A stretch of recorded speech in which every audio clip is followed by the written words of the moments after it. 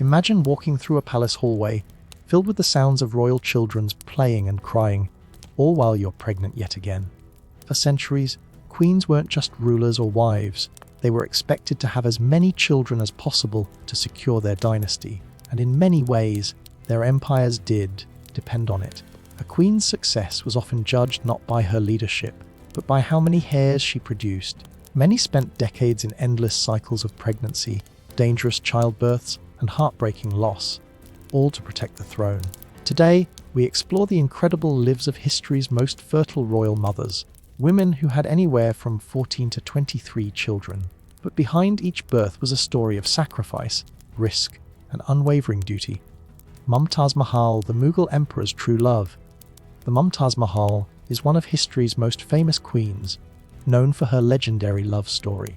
Born in 1593 into a noble Persian family, she married Shah Jahan, the future Mughal emperor, at just 19. Though he had other wives, Mumtaz was his favorite, his true companion. Shah Jahan had children with his other wives out of duty, but his heart belonged only to Mumtaz. Their love was so strong that she even travelled with him to battles. In their 19 years together, they had 14 children, though only 7 survived.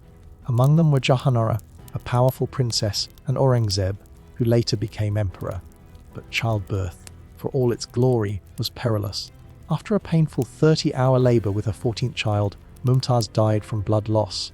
Her baby, Gohar, lived, but the emperor was heartbroken. Overwhelmed by grief, he built the Taj Mahal, a stunning tomb, as a symbol of their endless love. He was buried beside her 27 years later. Anna of Bohemia and Hungary, the Habsburg queen who changed history. In the 1500s, Anna of Bohemia and Hungary married Ferdinand I, a Habsburg prince. What started as a political match turned into real love. Together, they strengthened the Habsburg dynasty. Anna had 15 children, and 13 survived, a big deal at a time when many babies didn't. Her kids became emperors, queens, and religious leaders, spreading Habsburg power across Europe. But her final pregnancy was deadly. She caught childbed fever, dangerous infection, after birth, and died at just 43. Ferdinand was heartbroken. He never remarried and later became Holy Roman Emperor, always honouring her memory, Eleanor of Castile, the brave queen who ruled from the battlefield. Imagine a queen who didn't sit on a throne, but rode into war. Eleanor of Castile, born a Spanish princess, she married her cousin Edward, later King Edward I of England, at just 13. But she wasn't just a royal bride. She fought beside him in battles, travelled on dangerous crusades, and gave birth to 16 children. Life in medieval times was harsh. Disease and war took many of her babies. Only a few survived, including the future King Edward II. Yet Eleanor never gave up. She followed Edward everywhere, even into war zones, while pregnant, grieving, or sick. Her final pregnancy left her weak, and in 1290, she died on a journey north, heartbroken. King Edward built 12 beautiful stone crosses, one for each place her funeral passed on the way to London. These Eleanor crosses still stand today, telling a story of love and courage. Maria Carolina, the strong queen who never gave up. Maria Carolina was the daughter of the powerful Empress Maria Theresa. At just 15, she married King Ferdinand IV of Naples and Sicily, though she didn't love him. Despite this, she became one of the most influential queens in Europe.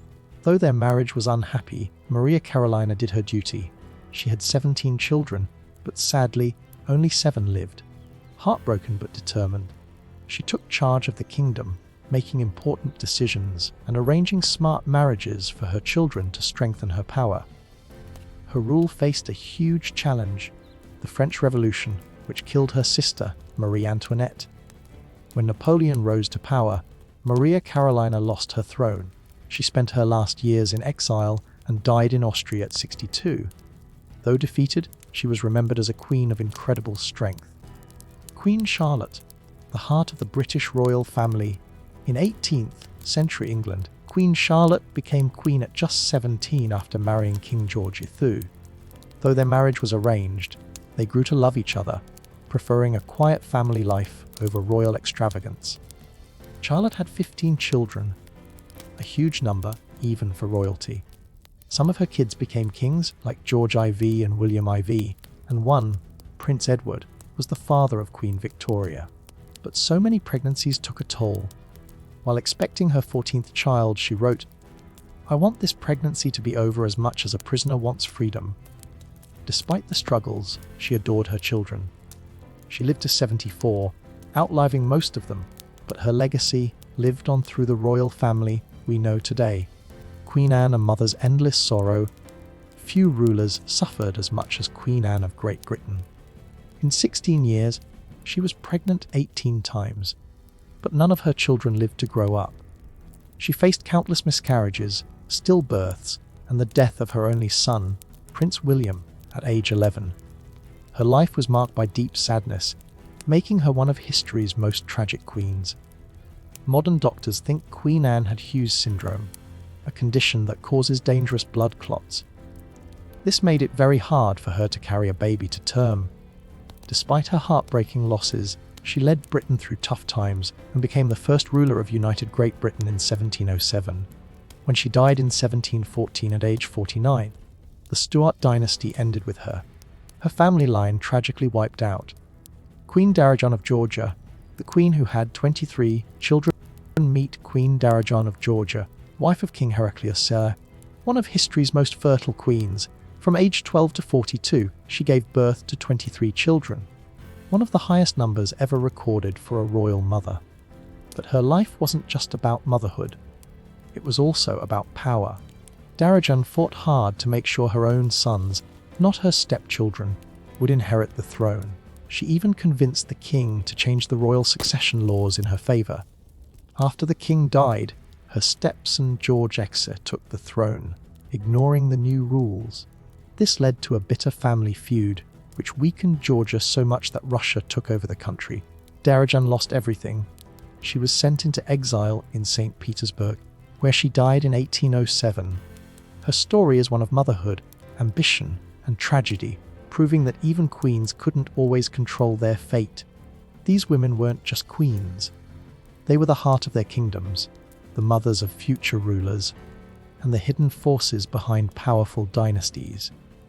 Behind their crowns and thrones were strong mothers who helped shape history. Their stories should never be forgotten.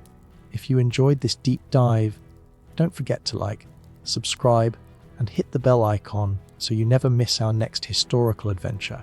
Let us know in the comments, what part of history should we explore next? Thanks for watching, and remember, the past isn't just behind us, it's what shapes our future. See you in the next video.